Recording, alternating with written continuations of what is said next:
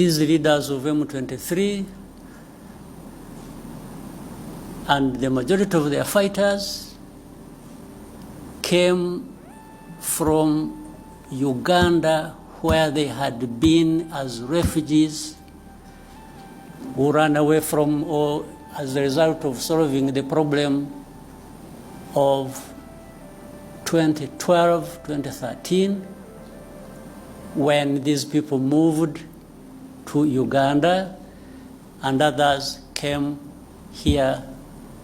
I remember for specific actually number, those who came here were between 500 and 600, whom we disarmed and gave back arms to the government of DRC at the time, and had been kept here for a long time until when things as they kept changing, the government of DRC used to send even their officials to come and speak to people here where we had held them in camps, to speak them purportedly to resolve their problems. It went on back and forth for a long time. The problems were never resolved.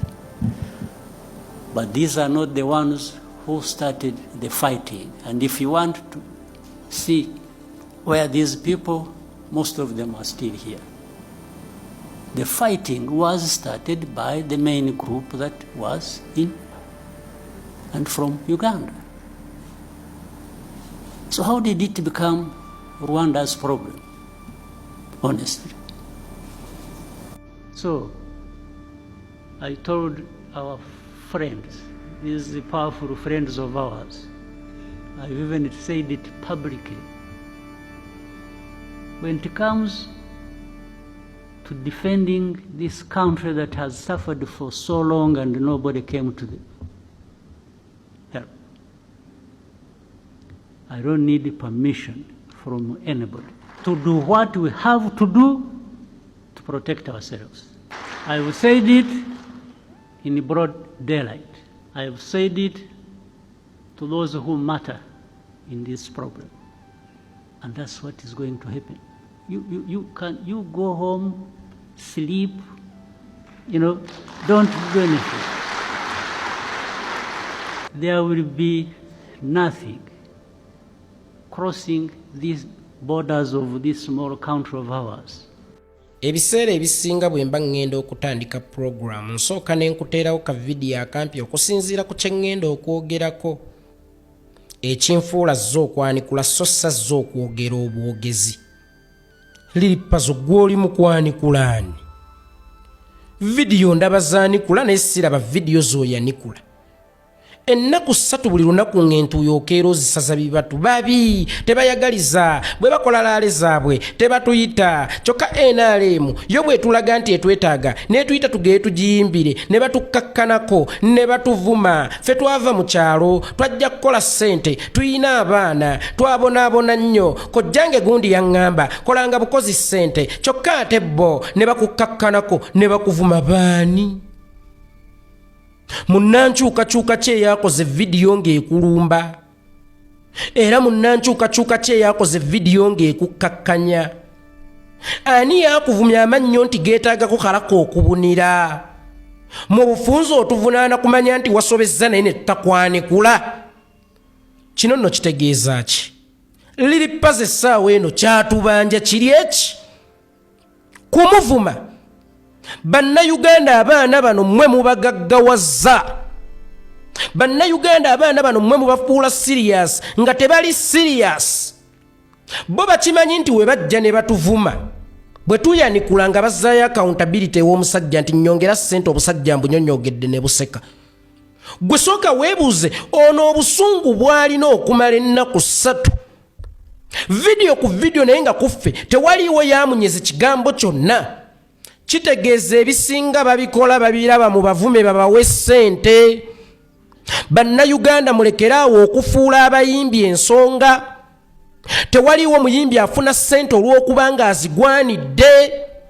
abasinga bafuna ssente lwa nsonga ebajja ne babakkakkanya nammwe nga mubaddiza ebigambo.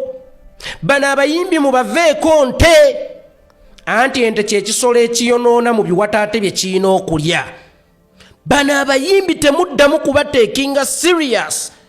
Buli mubateekinga serious nga babakolerako budget, nga bagenda bafuna ssente, temuddamu kuboogerako obwavu bubalume. Era temuddamu kubafuula serious obwavu bubalume. Bannange mbategeeza nti eno struggle nnene nnyo. Tuli ku nsonga ennene nnyo ey'okununula bannayuganda omuli ne generation y'abaana baffe abagenda okujjawo.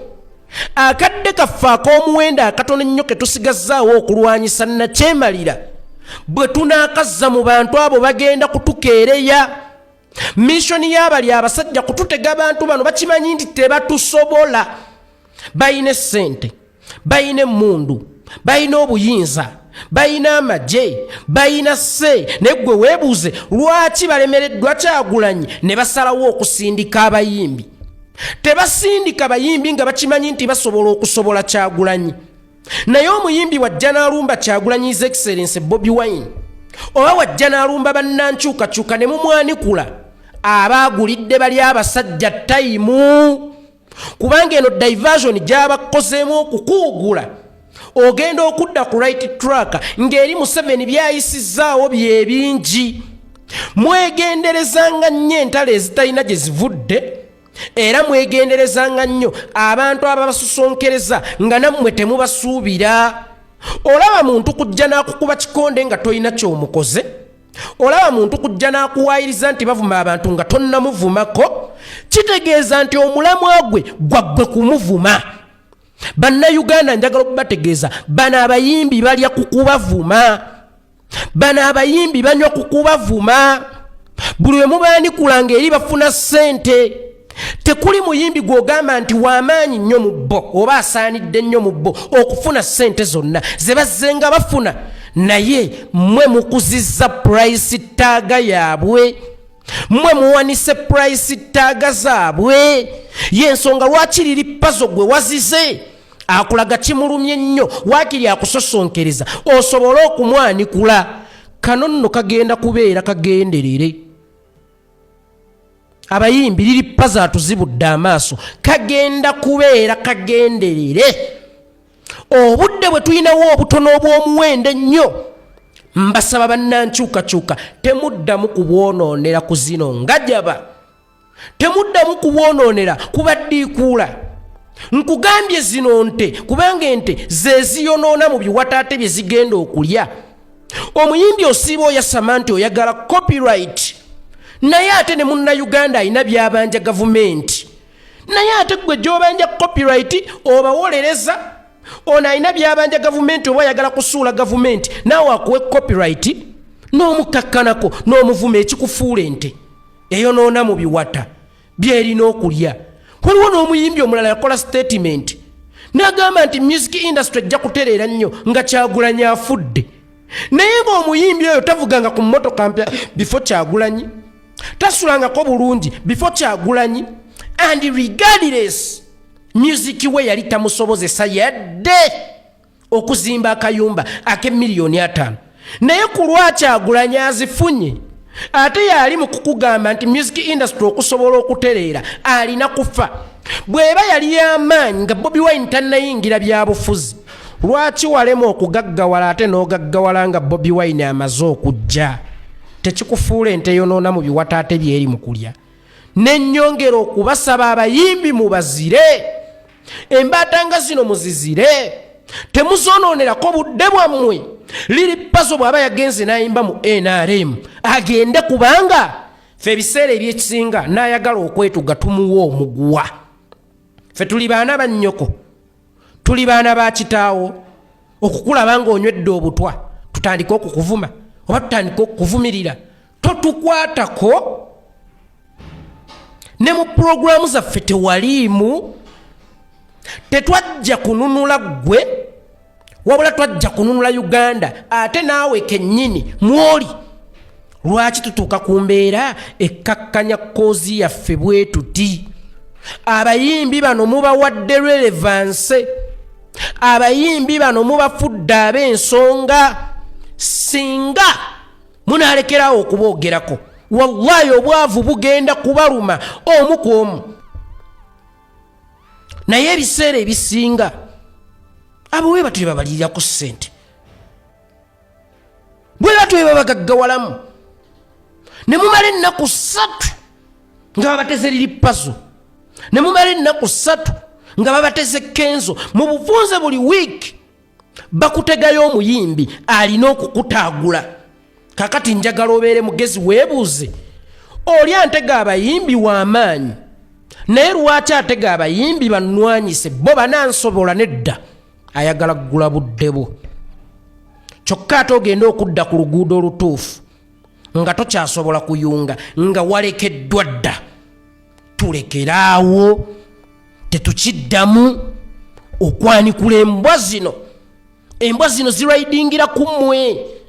Gwe bw'okivuma n'olowooza mbu kinyiize nnyo, oba bw'okinenyako n'olowooza nti kinyiize nnyo, nakyo ne kizza omuliro. Naawe nozza omuliro. Walinga abakulu balaba ku social media nti trending nnamba emu kuliko ki nti gundi n'abaana ba National Unity Platform nga kigenda kisaba ssente ng'enkya kizimba.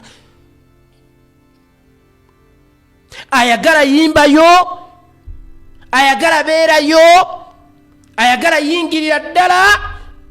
Fe tetugenda kukaka mbuzi kugitwala ku ttale kulya muddo. Nkiddamu, tetugenda kuddamu kukaka mbuzi kugitwala ku ttale kulya muddo.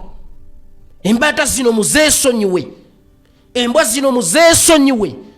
Embwa zibonoonera obudde.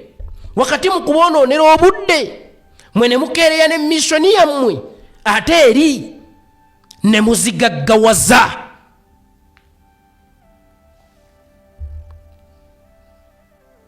Tulina okwefuula kakati abatalaba wadde nga tuba tulaba. Tulina okwefuula bakiggala wadde nga tuba tuwulira.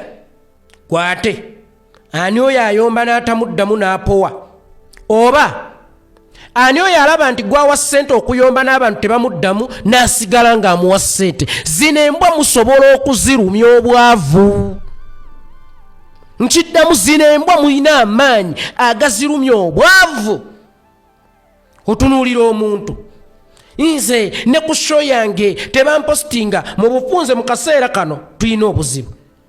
Olubuto gwe luganye okukwata Kyagulanyi, ataalidde kukkuta Kyagulanyi, omwami gwakubye emiggo Kyagulanyi, omukyala gwa myaka boozi Kyagulanyi, ali mu kkomera nga baamukwata byabuyeekeranga ne Kyagulanyi si ye yamutuma bannange Kyagulanyi. Mu bufunze Kyagulanyi buli wamu. Ayina ensonga n'atalina ensonga Kyagulanyi. Aba Besigye babanja Kyagulanyi butabanja Museveni Dr. Besigye. Ate nga we boogeredde nti Kyagulanyi lwaki tobanja Museveni Dr. Besigye, nabo kennyini babadde basobola okubanjizaawo Dr. Besigye. Ekindeetera okwongera okukuba ebituli mu kukwatibwa kwa Dr. Kizza Besigye. Okukwatibwa kwa Dr. Kizza Besigye yalibanga ye yali sparking factor okuggirawo ddala enkolagana entono ebaddewo wakati we ne Kyagulanyi.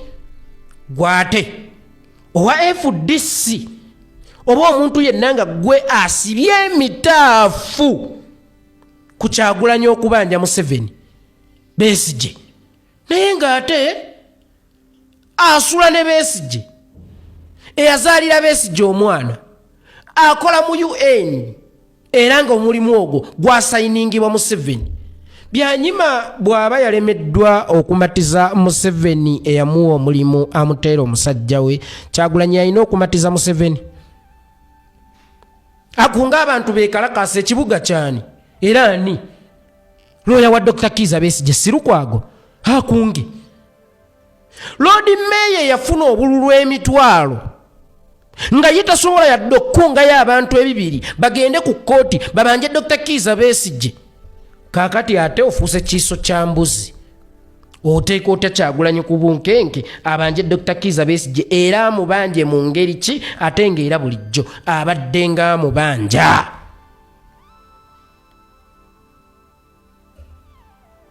Gwe nannyini mufu olemeddwa okukwata awawunya wabula nza zo kuziikirako yenze gwoyagala nkwata awawunya gwogamba nti ebigambo bya Kyagulanyi byansanye eri Museveni gwayagala okujja mu buyinza okusinga ebya Winnie Byanyima gwe yawa omulimu mu UN.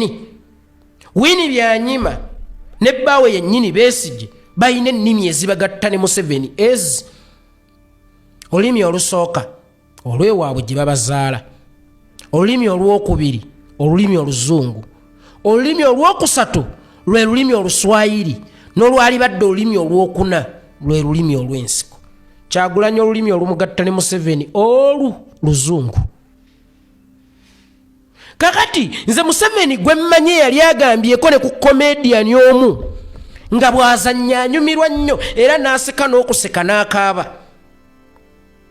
N'aseka n'okukaaba n'akaaba.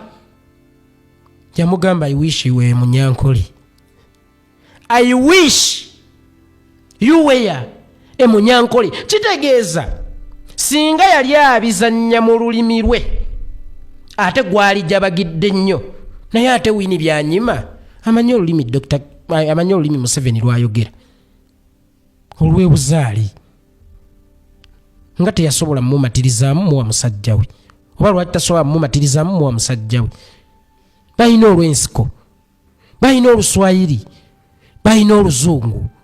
Kyagulanyi ow'oluzungu, Kyagulanyi amuvuganya, Kyagulanyi ayagala okumusuuza nga yalina okwogera okulaba nga bata Dr. Kizza Besigye. Okuteebwa kwa Dr. Kizza Besigye kwakwogerera. Okuteebwa kwa Dr. Kizza Besigye kwakwogerera. Bwe kubanga kwakwogerera mwogere. Bwe kubanga okukwatibwa kwa Besigye kwakwogerera mwogere. Ongambye nti ono yali agenda kuyeekera gavumenti era bwe twagezaako okukisambajja gwe wennyini owa FDC n'ovaayo n'onvuma yali agenda kuyeekera omu n'Obedi Lutale oba yalinawo olwedde ekibinja ekiri standby. Bwe kiba nga kituufu nga Dr. Kizza Besigye yali agenda kuyeekera gavumenti kakati atandike ekibinja kye yaleka ebweru kitandikirewo okupeppetta oba okuteekawo embeera okulaba nga Dr. Kizza Besigye ateebwa. Yali agenda kuyeekera. Mutugamba Jamiru Mukulu muyeekera. Kyokka ate obubinja bw'abajjamiru mukulu bukyakola ebikolobero wadde nga ali mu kkomera. Twagala n'akabinja ka Dr. Kizza Besigye kateekewo embeera esobola okumununula. Temwerabira. Mwe nnyini mwakozesa statement egamba nti akalulu tekajjaako Museveni. Mwe nnyini mwakola statement egamba akalulu tekajjaako Museveni. Bwe kabanga akalulu tekayinza kujjawo Museveni then atonka kasota nti ekigambo free Besigye so kujjayo Besigye kitegeeza action. Kuba akalulu kaba tekajjawo Museveni kitegeeza olina okuteekawo action okusobola okujjawo Museveni. Akalulu akatajjawo Museveni ng'olina okuteekawo action. Kyekikulowoozesa nti free Besigye esobola okuyimbula Dr. Kizza Besigye ewatali action. Lord Mayor Erias Lukwagolooya w'Omusibe muloodi wa Kampala yakulira ekibuga era abantu abali mu Kampala bakkiririza mu ye. Kooti zonna zituula Kampala mwe baleetamu Dr. Kizza Besigye wakiikirira. Lwaki takunga abantu ne bagenda ne bajjayo musajja waabwe? Lwaki tayita abantu ne bagenda ne bajjayo musajja waabwe? Lwaki akabinja kammwe ke mwali mugenda okuyeekera nako kuba mwaga bituufu tekagenda ne kateekawo embeera ne tunula musajja waffe? Abantu abaali baagala okuyingira ensiko okukuba Museveni n'emmundu mbube balemeddwa ate okuyingira oluguudo okugenda okubanja musajja waabwe. Mwabayina ekibinja ekyali kigenda okuyeekera gavumenti n'emmundu ate mu kaseera kano yemmwe abalemeddwa okufuna just abantu nga 3 4 5 bagende ku street basobole okununula musajja wammwe. Bannange mbeegayiridde Kyagulanyi mumugjeeko mu mamwa gammwe. Mumugjeeko mu mamwa gammwe. Kyennyini ky'osobola okukolera Dr. Kizza Besigye naye kyasobola okumukola ki? Okumukolera. Bwe wabaayo akakodyo konna akasobola okununula Dr. Kizza Besigye nga kasukka ku bigambo nga koobanja Kyagulanyi ate oli ye muyeekera atuwe kabinja ke. mumukyalira mukyasobola okwogera naye abalagirire we yali akwese emmundu, abalagirire we yali atadde emmundu, abalagirire abalwanyi be basangibwa, then bakole enteekateeka egenda okununula musajja wammwe. Mmwe abayina ejje eryali lyagala okukuba gavumenti ligijjeko mulemeddwa okufuna amagye agagenda okuwamba Besigye ku kkooti.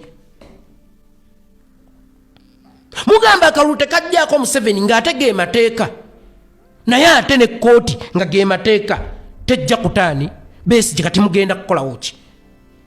Eyo fomula yennyini ey'akalulu tekajjaako Museveni gye mwali mufunye endala ey'okukozesa okumuggyako, gye muba mukozesa okuggyawo musajja wammwe. Nze oŋŋaana okuyita mu mateeka okwenunula, era n'olaga nti fomula yange ey'okuyita mu mateeka okwenunula mboofu, kyokka ggwe bakusiba osooka kufuna balooya si mmundu, oli mugwi wa ddalu.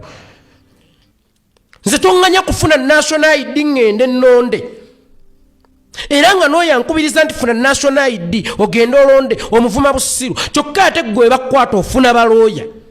Mu bufunze enzongoba ku mateeka ggwe ate ontwala mateeka. Bano abasajja batuprovokingidde ebbanga ddene. Abalungi abatuwuliriza era abatulaba, olunaku olwaleero tukyaddeko ewa Sheikh Ashraf Dembe. Sebo nsanyusa okubalaba. Amannya agange nze Sheikh Ashraf Dembe. Akola ku bizibu by'enjawulo. Omuntu singa aba alina ebirwadde musomereddwa, tumuwa amazzi ga lukuya nga bw'obadde ogalaba, tugenda abantu ku kyoto ne twokya emizimu emibi egibabaamu. N'okulomba edduwa, abantu singa abeera ng'ali wano atuuse sobola okumulombera edduwa, ne waba atatuuse nga mpadde amannya ge naye ng'ali wala. Neetaaze enamba yange yeeno eri 0707363711. Nammwe bannyinaffe abali ebweru oyagala okuba nti oyagala okulombera ku dduwa ng'olina ebizibu, viza zibuze, amaka gakolongotana, sente zikola zimpita mu ngalo, ojja kumpeereza ekifaananyi kyo n'amannya go, ebyo byokka bijja kummala, nja kukulombera edduwa, ojja kutereera. Olunaku olusembayo mu mwezi mba n'edduwa ey'awamu ffenna n'abalwadde bange abakadde n'abapya. Salaamu alaikum warahmatullahi wabarakatuh.